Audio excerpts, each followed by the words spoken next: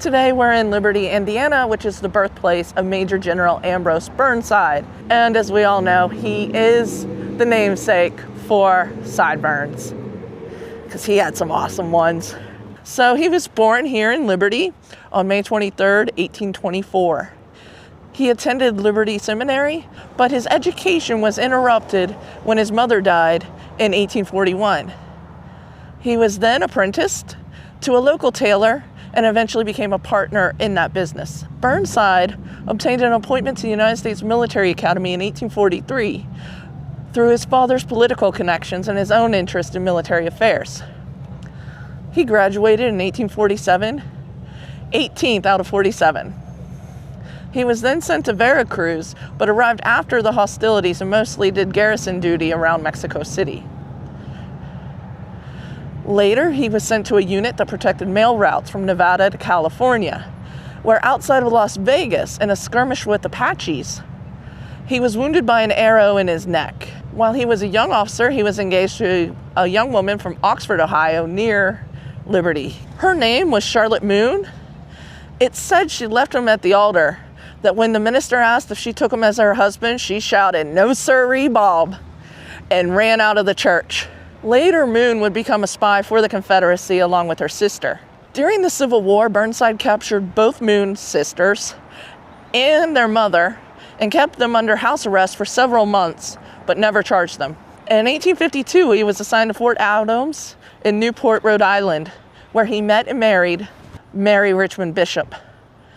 In October of 1853, he resigned from the U.S. Army and was appointed commander of the Rhode Island State Militia with the rank of Major General. After leaving the regular army, Burnside manufactured the Burnside carbine, which was actually the second most issued carbine to the United States military during the Civil War. The first, of course, was the Springfield carbine.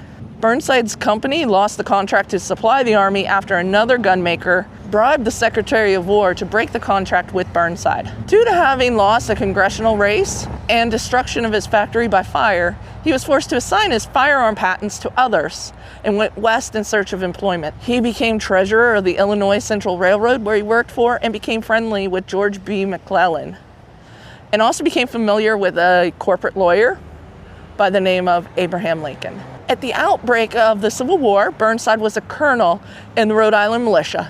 He raised the 1st Rhode Island Volunteer Infantry Regiment. 2 companies of this regiment were then armed with Burnside carbines. But of course, by this time, he had nothing to do with the Burnside carbine and received no money from it. Within months, he had brigade command in the Department of Northeast Virginia.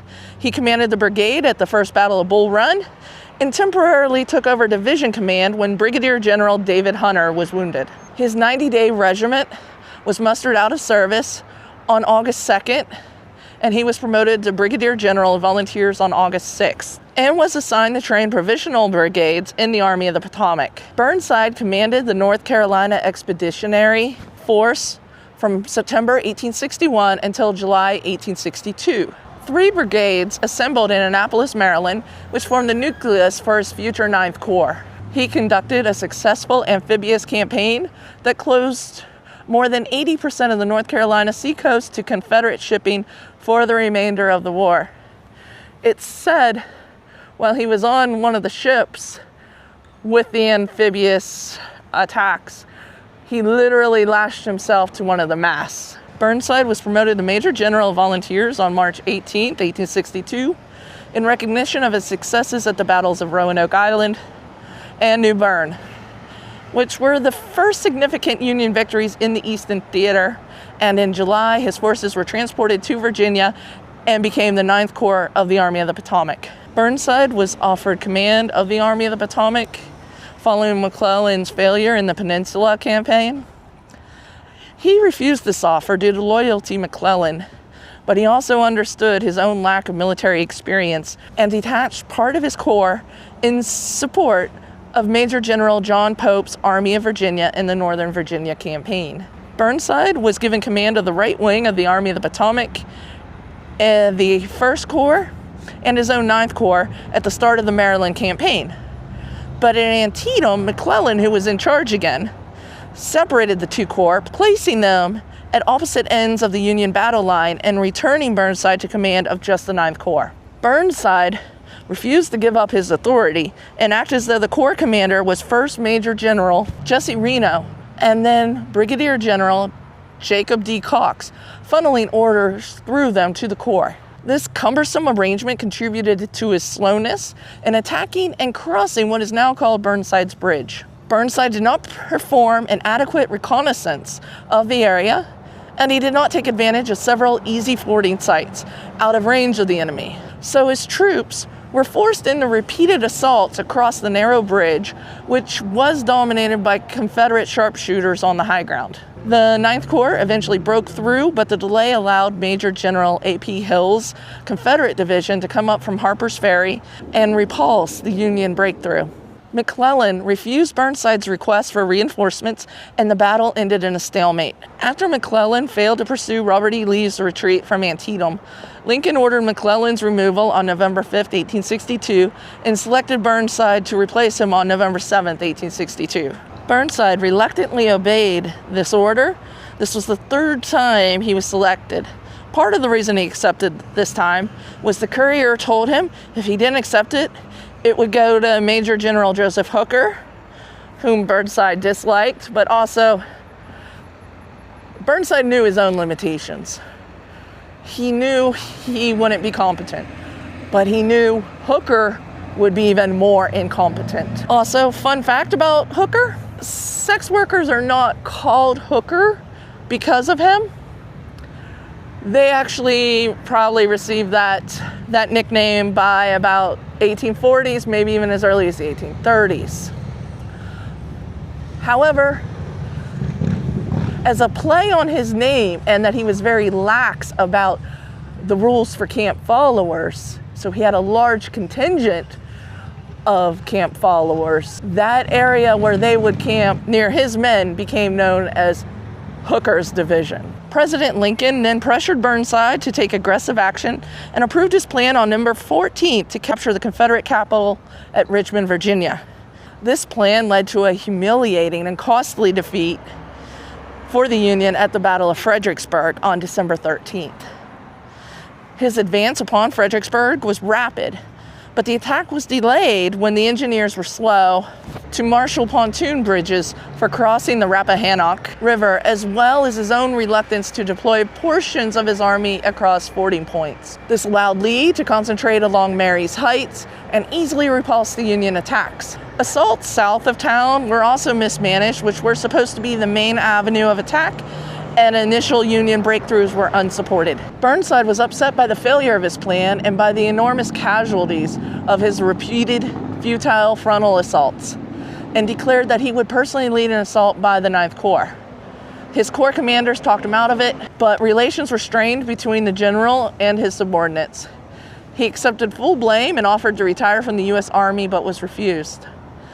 His detractors labeled him the Butcher of Fredericksburg. In January 1863, Burnside launched a second offensive against Lee, but it bogged down in winter rains and has been derisively called the Mud March. He then asked that several openly insubordinate officers be relieved of duty and court-martialed. He also offered to resign. Lincoln chose to accept his resignation and on January 26 replaced Burnside with Major General Joseph Hooker, one of the officers who had conspired against him. Burnside had offered to resign his commission altogether, but Lincoln declined, believing that there could be a place for him in the Army. He was placed back at the head of the 9th Corps and sent to command the Department of the Ohio, which encompassed the states of Ohio, Indiana, Kentucky, and Illinois.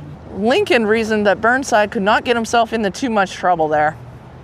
But in those western states, anti-war sentiment was high, as they had traditionally carried a great deal of commerce with the South, and there was little abolitionist sentiment or for a desire to fight to end slavery. Burnside was thoroughly disturbed by this trend and issued a series of orders forbidding the expression of public sentiments against the war or the administration. This then climaxed with General Order Number 38, which declared that any person found guilty of treason will be tried by a military tribunal and either imprisoned or banished to enemy lines. On May 1st, 1863, Ohio Congressman Clement Vallandigham, a prominent opponent of the war, held a rally in Mount Vernon, Ohio. in which he denounced President Lincoln as a tyrant who sought to abolish the Constitution and set up a dictatorship. Burnside had dispatched several agents to the rally who took notes and brought their evidence back to Burnside, who then declared it was enough evidence to arrest Vallandigham for treason. He was tried and found guilty of violation of Order Number 38 by a military court and was imprisoned. Burnside then went after the Chicago Times as they had been printing anti-war editorials. A squadron of troops were sent to the newspaper's offices in order to stop printing. Lincoln had not been asked or informed about either of these two incidents. He then banished Vallandigham to Confederate lines and ordered the Chicago Times reopened. Lincoln then issued a warning that generals were not to arrest civilians or close newspapers without the White House's permission. Burnside also dealt with raiders, the most famous being John Hunt Morgan. During the Knoxville campaign, Burnside captured Knoxville and kept General James Longstreet's troops busy by fighting him.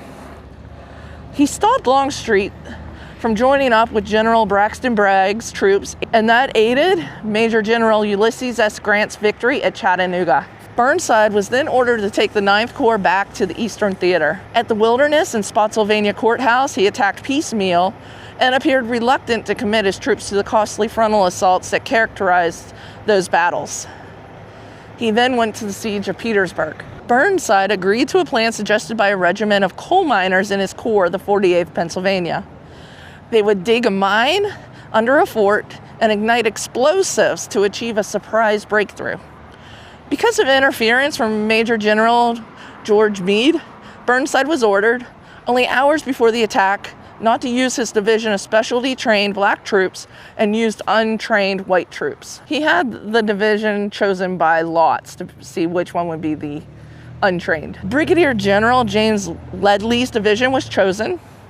Ledley failed to brief his men on what was expected and was observed to be drinking liquor in a bomb-proof shelter with Brigadier General Ferrero, well beyond the lines during the battle, not providing any leadership. Ledley's men entered the crater instead of going around it, became trapped, were subjected to heavy fire, which resulted in high casualties, altogether 3,800 casualties.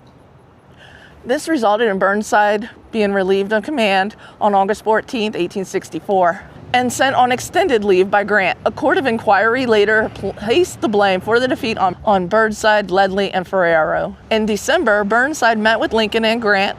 He was contemplating resignation, but Lincoln and Grant both requested he remain in the Army. He resigned his commission on April 15, 1865, 6 days after Lee's surrender at Appomattox. The United States Congress Joint Committee on the Conduct of the War later exonerated Burnside and placed the blame for the Union defeat at the crater on Meade for requiring the specially trained men to be withdrawn. After his resignation, Burnside was employed in numerous railroad and industrial directorships. He was elected to 3 one-year terms as governor of Rhode Island. During a visit to Europe in 1870, he attempted to mediate between the French and the Germans in the Franco-Prussian War. In 1874, he was elected to serve as a U.S. Senator from Rhode Island, and again in 1880, where he served until his death on April 13, 1881.